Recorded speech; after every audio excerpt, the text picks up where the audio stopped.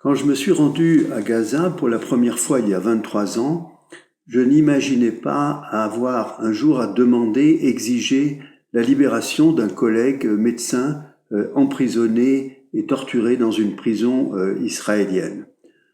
Qu'on ne me dise pas que je force le trait, que j'exagère. Aujourd'hui, le docteur Hossam Abou Safia, comme des milliers d'autres prisonniers avant lui, est soumis à la torture. Le décor nous a été maintes fois décrit par ceux et celles qui ont réchappé à l'enfer, affamés, pieds et mains entravés sur un lit, un sac puant sur la tête, interdiction de parler aux co-torturés, et puis les interrogatoires, entre guillemets, la chaise, les mains et les pieds attachés en arrière, les coups, les fractures, affamés, manque de sommeil. Des dizaines de Palestiniens sont morts sous la torture au cours de l'année 2024. Je n'imaginais pas que la torture se pratiquait au quotidien dans les sinistres prisons de la Moscobie, de Jérusalem, Ofer, Taïman ou du Negev.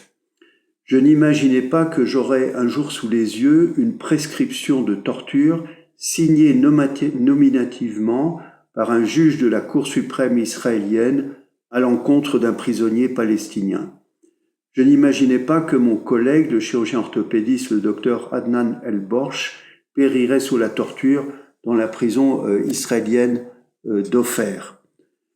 Je n'imaginais pas que l'un de mes tout premiers élèves, chirurgien à Gaza, le docteur Sami El-Jazi, couchant sa fille, serait tué par le tir d'un colon israélien.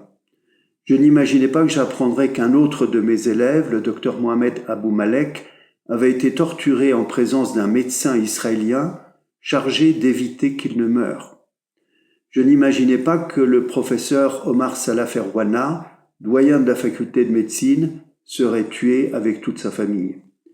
Je n'imaginais pas que les femmes, les enfants, les filles, les gendres de certains de mes amis médecins, Mahmoud, Mohamed, Abdelaziz, Bassem, périrait sous les tirs ou les bombes israéliennes. Je n'imaginais pas que mon ami le docteur Raed me confierait son fils gravement blessé lors d'un bombardement d'une école des Nations Unies. Je n'imaginais pas opérer avec comme anesthésiste un médecin palestinien dont la femme avait été tuée la semaine précédente.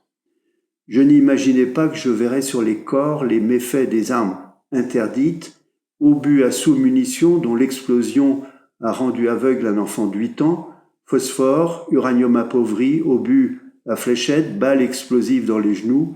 Je n'imaginais pas voir des équipes de football d'amputés. Je n'imaginais pas que je verrais un camion-benne rempli à ras-bord de cadavres se frayer un passage en plein jour au milieu des enfants réfugiés à l'hôpital européen de Khan Younis. Je n'imaginais pas que nombre d'hôpitaux où j'ai exercé la chirurgie, Shifa, Nasser, Al-Quds, Croissant-Rouge, Dar es Salaam et bien d'autres, seraient détruits et leurs cours transformés en charniers. Je n'imaginais pas que l'attaque systématique des hôpitaux de la bande de Gaza pourrait constituer le but de guerre de l'une des armées occidentales les plus puissantes du monde sans que nos exécutifs ne se donnent les moyens de l'en empêcher. Je n'imaginais pas que notre exécutif resterait à ce point inactif qu'au cours de l'année 2024, plus de 1000 soignants ont été assassinés à Gaza. Un exécutif qui joue toujours une carte honteuse, le chantage à la reconnaissance d'un État palestinien. Un exécutif qui vient de se réjouir des succès, entre guillemets, de l'année 2024, Notre-Dame de Paris, des Jeux Olympiques qui ont étalé la beauté, entre guillemets, du savoir-faire parisien. On oublia de mentionner une avancée majeure. La France vient de rafler à la Russie la place de deuxième exportateur mondial d'armement. Bonne année à vous et que le diable les emporte.